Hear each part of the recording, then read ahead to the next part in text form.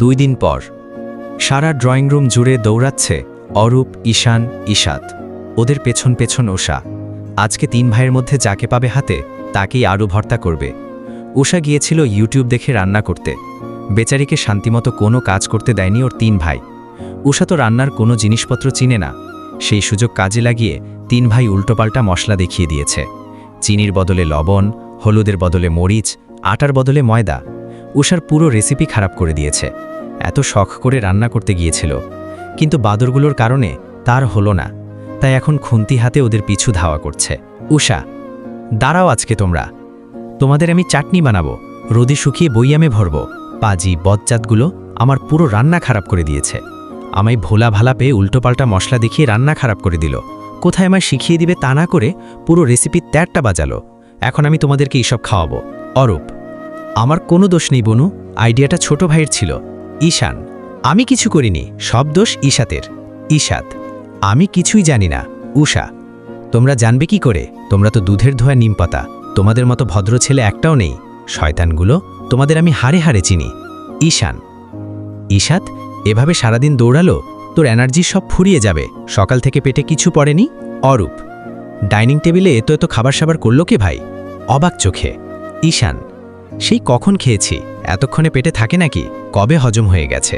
ঈশাত, জোরে দৌড়া, নয়তো বনুর হাতের খুন্তির বাড়ি খেতে খেতে পেট এমনিই ভরে যাবে। উষা, না, এভাবে আমি কিছুতেই ধরতে পারবো না। এখন ইমোশন কাজে লাগাতে হবে। দেখাচ্ছি মজা তোমাদের। মনে মনে শয়তানি হাসি দিয়ে 3 ভাই বোনের ড্রয়িং রুম কয়েকবার চক্কর দেয়া হয়ে গেছে। অনেকটা হাঁপিয়ে গিয়েছে। হঠাৎ পেছনে উষা কিছু একটা সাথে বেঁধে ইচ্ছে করে পড়ে গিয়ে ভ্যা ভ্যা করে কাঁদতে লাগলো। 3 ভাই ছুটে এলো। উষা, ওমা গো, আমার কোমরটা বোধহয় গেল গো। কে কোথায় আছো গো? আমায় ওঠাও গো, অনেক ব্যথা পেয়েছি। ঈশাত, কি হয়েছে বনু? অরূপ, বনু কি করে ব্যথা পেলি? সাবধানে চলাফেরা করতে পারিস না? ঈশান, কানি কোথাকার, চোখ কি কপালে তুলে হাঁটিস? শুকমুর মধ্যে ব্যথা পাস কি করে? উষা, আমি ব্যথা পেয়েছি তারপরও আমায় বকছিস? ব্যথাটা তো তোদের জন্য পেলাম। আমার কোমরের হাড্ডি ভেঙে গিয়েছে নিশ্চয়ই। এখন যদি আমার জিবরান আমাকে বিয়ে করতে না চায়, বলে এই মেয়েকে আমি বিয়ে করব না, তাহলে আমার কি হবে? আমি তো শেষ হয়ে যাব। অরূপ, চুপ কর, একদম অলক্ষণে কথা বলবি না। তোর কিছুই হবে না। তোর 5 ভাই তোর কিছু হতে দিবে না। আমি কোলে করে নিয়ে যাচ্ছি। ঈশাত, আমি ফার্স্ট এড বক্স আনছি। ঈশান, অরূপ ভাই, তুই এই মুটিকে সোফায় নিয়ে যা, দেখিস ওকে তুলতে গিয়ে তোর কোমরের হাড্ডি না ভেঙে যায়। উষা, কি বললি তুই? আমি মুটি? তবে রে পাজি, শয়তান, তোর একদিন আমার যতদিন লাগে।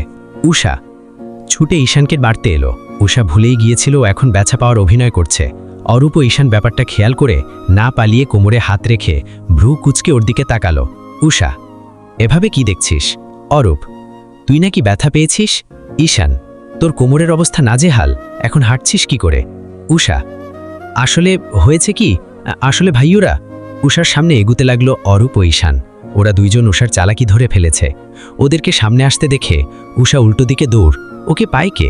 অরূপ ও ঈশান দুইজন শব্দ করে হেসে উঠল। ঈশাত ফার্স্ট এড বক্স হাতে নিয়ে ফিরে এসে ব্যস্ত হয়ে জিজ্ঞেস করল, বনু কোথায়? ও ব্যথা পেয়েছে। তোরা বনুকে এইভাবে যেতে দিলি কেন? আবার পড়ে গিয়ে ব্যথা পাবে। আমি বক্স নিয়ে এলাম। বনু কোথায় গেল? ঈশান, তুই এত হাইপার হইস না তো। বনুর কিছুই হয়নি, আমাদের সাথে চালাকি করছিল, আমরা ধরে ফেলেছি বলে দৌড়ে পালিয়েছে। অরূপ, তুই ওকে পুরো ঘটনা খুলে বলতো। অরূপ ঈশাতকে সব কিছু খুলে বলল। 3 ভাই একসাথে হাসছে। ওদের বোন ওদেরকে শায়েস্তা করতে এসে নিজের ভাবে নিজে পড়ে দৌড়ে পালিয়েছে। উষা এক দৌড়ে নিজের রুমে এসে হাঁপ ছাড়ল। আর একটু থাকলে ওর ভাইরা কি করত তাই মনে মনে ভাবছে, ইস, ধরা পড়ে গেলাম, নিজের ফাঁদে নিজেই পড়লাম। শয়তানগুলো সব কিছু বুঝে যায়। বজ্জাতের নাতি, ইঁদুরের দুলা ভাই, ফাজিল, এদের জন্য আমি রান্না করতেও শান্তি পাই না। একটু ভেবে, আমি দৌড়ে পালালাম কেন? আমি তো ওদের পিছু নিয়েছিলাম। আমার হাতে তো এখনো খুন্তি আছে। দেখছো, আমি সব ভুলে গিয়েছি। আমাকে কি বোকা বানালো? ভয় দেখানোর কথা ছিল আমার, আর আমিই ভয় পেয়ে চলে এলাম। দাঁড়াও, তোমাদের মজা আমি দেখাচ্ছি। বিড়বিড় করে কথাগুলো বলে যেই পেছনে ঘুরল, হাত লেগে কাঁচের গ্লাস টেবিল থেকে পড়ে গেল। গ্লাস ভাঙার শব্দে ধ্যান ভাঙল উষার। এত সময় ধরে পুরনো স্মৃতিগুলোই মনে করছিল উষা। বারান্দা থেকে উকি দিয়ে দেখল ওর কুকুর ছানাটা গ্লাস ফেলে দিয়েছে। বড় একটা দীর্ঘশ্বাস ছেড়ে আকাশের দিকে তাকিয়ে রইল উষা। অরূপকে খুব মিস করছে উষা। সবকিছু থমকে গেছে ওর কাছে। দরজার বাইরে অনেক সময় ধরে অর্ণব আদিল দাঁড়িয়ে আছে। বোনকে বারান্দায় দাঁড়িয়ে থাকতে দেখে ওর সাথে কথা বলতে এসেছিল। একটা সত্য জানাতে চায় 2 ভাই উষাকে। ঈশাত ও ঈশানও অরূপের মৃত্যুর পর নিজেকে গুটিয়ে নিয়েছে। ভাই বোনের এমন অবস্থা মেনে না নিতে পারায় শেষ পর্যন্ত ওদের জানানোর ডিসিশনে এসেছে বড় দুই ভাই। দ্বিধা দ্বন্দ্ব নিয়ে দরজা দিয়ে ঢুকে বোনের পাশে দাঁড়ালো অর্ণব ও আদিল। গাল বেয়ে চোখের পানি পড়ছে উষার। আদিল আলতো হাতে চোখের পানি মুছে দিল। আদিল, বনু, উষা, তোমরা এখানে কি মনে করে ভাইও? অর্ণব, তোর সাথে কিছু কথা ছিল। উষা, হ্যাঁ বড় ভাইও বলো। আদিল, আমাদের সাথে তুই, ঈশাত ও শান এক জায়গায় যাবি, একটা আশ্চর্য কিছু দেখাবো। অর্ণব, আমরা তোদের থেকে একটা সত্যি লুকিয়েছি, যেটা করা আমাদের একদম উচিত হয়নি। আমরা তোদের এভাবে মেনে নিতে পারছি না। উষা, কি বলছো তোমরা? আমি তো কিছুই বুঝতে পারছি না। আদিল, আমরা এখন বেরোবো। উষা, কোথায়? অর্ণব, আমাদের বাগান বাড়ি, সেখানে কাজ আছে। উষা, আমার এখন ভালো লাগছে না, তাই কোথাও যেতে পারবো না। প্লিজ তোমরা আমায় জোর করো না, আমি এখন একা থাকতে চাই। আদিল, তোকে আমাদের সাথে যেতে হবে, নইলে তুই এই অবস্থা থেকে বের হতে পারবি না। তৈরি হয়ে নে, আমরা এখনই বের হব। উষাকে কিছু বলতে না দিয়েই হনহন করে ওর বড় দুই ভাই রুম থেকে বের হয়ে গেল। সময় রাত 10টা। ঢাকার এই সময়টা ব্যস্ত মানুষের ঘরে ফেরার আনাগোনা। রাস্তাঘাটে মানুষের ভিড় ভালোই আছে। গাড়ির জানালায় মাথা হেলান দিয়ে বাইরে তাকিয়ে আছে উষা। ওর সাথে ঈশান, ঈশাত চুপ করে বসে আছে, মুখটা মলিন হয়ে আছে। আদিল ড্রাইভ করছে। পাশের সিটে অর্ণব বসা। গন্তব্য এখন বাগানবাড়ি। পেছনের সিটে ভাই বোনের এরকম ভাবলেশীন বসে থাকা ভালো লাগছে না অর্ণব আর আদিলের। অন্য সময় হলে এতক্ষণে গাড়িতে ধুমছে মারামারি হতো ছোট তিনটার মাঝে। ঈশাত, ঈশান লেগেই থাকতো বোনের সাথে। উষাও বিচার দিতে দিতে বড় দুই ভাইয়ের কান ধরিয়ে ফেলত। কিন্তু আজ সব চুপ, স্তব্ধ খেয়ে আছে পরিবেশটা। বড় দুই ভাই মুচকি মুচকি হাসছে। হাসার কারণটা হলো বাগানবাড়িতে গিয়ে তিন ভাই বোন যা দেখবে তাতে তারা আবার নিজেদের রূপে ফিরে আসবে। ঘণ্টাখানিক পর বাগানবাড়ি এসে পৌঁছালো। গাড়ি থেকে নেমে আদিল সদর দরজার বিশাল বড় তালা খুলল। ঈশান, উষা, ঈশাত ভাইদের কাণ্ড কিছু বুঝতে পারছে না। হঠাৎ করে বাগানবাড়ি কেন এলো? সবার মনের মাঝে এই প্রশ্নটা ঘুরপাক খাচ্ছে। গেটে একজন দারোয়ান ও একজন মালি ছাড়া এ বাড়িতে আর কোনো মানুষ নেই। তালা খুলে ভেতরে ঢুকলো সবাই।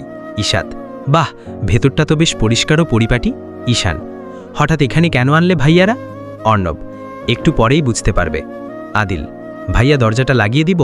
অর্ণব, দরজা লাগিয়ে লক করে দে, আমরা রাতের খাবার এখানেই খাবো। ঈশাত, রান্না করবে কে? ঈশান, পাগল হয়ে গেছো তোমরা? মানুষ নেই, কোনো জোগাড় নেই, রান্নার কোনো ব্যবস্থা নেই, তোমরা বলছো রাতে এখানে খাবো? আদিল, খাওয়ার সময় দেখিস, এখন কথা না বলে ওপরে চল তো। উষা, তোমরা আমাদের সত্যিকারের বড় মেজো ভাইও তো, নাকি আমাদের শত্রু? তোমরা আমাদের ভাইয়ের চেহারা লাগিয়ে এসেছো, আমাদের এখানে মেরে ফেলে রেখে যাবে। ধুর বনু, কি বলিস এসব? চল ওপরে চল। ওপরে নিয়ে মেরে ফেলবে আমাদের, আমরা যাব না। সেজু ভাইও, ছোট ভাইও, পালা এখান থেকে, এরা আমাদের ভাই নয়, আমাদের মেরে ফেলতে এখানে নিয়ে এসেছে। আদিল, কি উল্টোপাল্টা বকছিস বনু, আমরা তোদের ভাই, আবার দয়া করে তোরা উপরে চল। পাঁচ ভাই বোন ওপরে উঠে গেল। একটা শোকেসের সামনে এসে দাঁড়ালো। শোকেসের পেছনে হাত দিয়ে অর্ণব স্পর্শ করতেই শোকেসটা ফাঁক হয়ে গেল। সেখানে একটা গুপ্ত দরজা দেখা দিল। অর্ণব পাশের একটা ফুলদানিতে হাত রাখতেই দরজাটা খুলে গেল। দরজার অপর পাশে বিশাল বড় একটা বেডরুম, পুরো পরিপাটি করে রাখা সবকিছু। বিছানায় ল্যাপটপ দেখে বেশ অবাক হলো ঈশাত, ঈশান ও উষা। কিন্তু খুব খুশি মনে অর্ণব আর আদিল পাশে থাকা সোফায় আরাম করে বসল। উষা, ভাইয়া কে থাকে এখানে? ঈশান, কার কাছে নিয়ে এসেছো তোমরা আমাদের?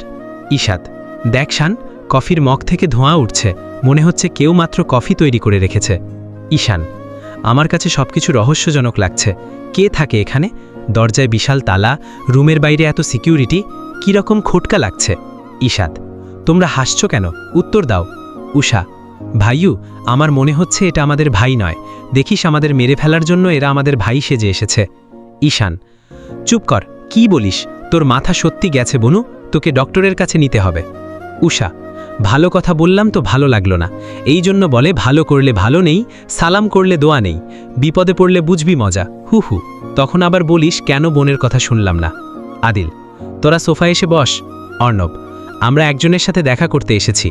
ঈশাদ, আমার জানামতে বাগানবাড়িতে কেউ থাকে না, তাহলে মানুষ আসবে কি করে? উষা, মানুষ না থাকতে পারে, ভূত তো থাকতে পারে, আমি শিওর এ বাড়িতে ভূত আছে। ঈশান, তুই কি চুপ করবি? আদিল, মানুষ না থাকলে গরম ধোঁয়া ওঠা কফি কোথা থেকে এলো? ঈশাদ, তাই তো, আমি কিছু বুঝতে পারছি না, সব আমার মাথার ওপর দিয়ে যাচ্ছে। হঠাৎ খট করে ওয়াশরুমের দরজা খুলে গেল। উষা শক্ত করে ঈশানের হাত ধরে রেখেছে। ওর বিশ্বাস এখানে ভূত আছে। ভেতর থেকে ট্রাউজার ও টি শার্ট পরিহিত একটা ছেলে বের হলো। তাওয়ালে দিয়ে মাথা মুছতে মুছতে পেছন দিকে ঘুরতেই বেচারা ভয় পেয়ে গেল। বুকে 3টে ফু দিয়ে ওদের দিকে তাকালো। ছেলেটাকে দেখে উষা, ঈশাদ ও ঈশানের চোখ কোটর থেকে বেরিয়ে যাওয়ার উপক্রম হয়ে গেল। এটা কি করে সম্ভব হতে পারে? ঈশান: অ রু প। উষা: ভাইউ ভু উ উ উ ত। ঈশাদ: অরূপ, এখানে কি করে সম্ভব? অরূপ: কখন এলে তোমরা? তোমাদের দেখে তো আমি ভয় পেয়ে গেছি। ঈশাদ: ভাইউ, আমি কি স্বপ্ন দেখছি? ঈশান: অরূপ মারা গেছে, তাহলে এটাকে? অরূপ: কি বলো তোমরা? মারা গেলে ফিরে এলাম কি করে? উষা: বলেছিলাম না ভাইউ, এখানে ভূত আছে, দেখলে তো অরূপ ভাইয়ুর ভূত এখানে। ঈশাদ: শান, আমায় একটা চিমটি কাটতো, দেখি আমি সত্যি দেখছি নাকি স্বপ্ন। ঈশান চিমটি কাটতেই ঈশাদ রস দিয়ে বলল, আমি সত্যি দেখছি, আমার মাথা ঘুরছে, আমি এখন পাগল হয়ে যাবে। অরূপ: কেমন আছো তোমরা? বনু কেমন আছিস? মুখ চোখের অবস্থা কি করেছিস? অরূপ কথা বলতে বলতে উষার সামনে এসে দাঁড়াতেই উষা অরূপকে দেখে এতক্ষণ নিজেকে সামলিয়ে রাখতে পারল না, এখন পারল না, অজ্ঞান হয়ে ঢলে পড়ল। পড়ে যাওয়ার আগে অরূপ ওকে ধরে ফেলল। বনু, কি হলো তোর? তুই ঠিক আছিস তো? অরূপ ব্যস্ত হয়ে পড়ল বোনকে নিয়ে, কোলে করে বেডে শুইয়ে দিল। উষার এক হাত নিজের 2 হাতের মুঠোয় নিয়ে হাত ডলতে লাগল। বনু, কি হলো তোর? আদিল: চোখের সামনে মৃত মানুষ দেখতে পেয়ে আমাদের বোন অজ্ঞান হয়ে গেছে। অর্ণব: তোর জন্য এতদিন কান্না করে চেহারার এই অবস্থা করেছে, এবার তুই বোনকে সামলা। আদিল: এই ছোট দুটোর একই অবস্থা, তাই এখানে না এনে পারলাম না। ঈশাদ, ঈশান হা করে অরূপের দিকে তাকিয়ে আছে, তাদের মাথা এখনও ঝিমঝিম করছে। অরূপ বোনের জ্ঞান ফিরাতেই ব্যস্ত। অর্ণব আর আদিল মিটমিট করে হাসছে। ডাইনিং টেবিলে 6 ভাই বোন একসাথে ডিনার করতে বসেছে।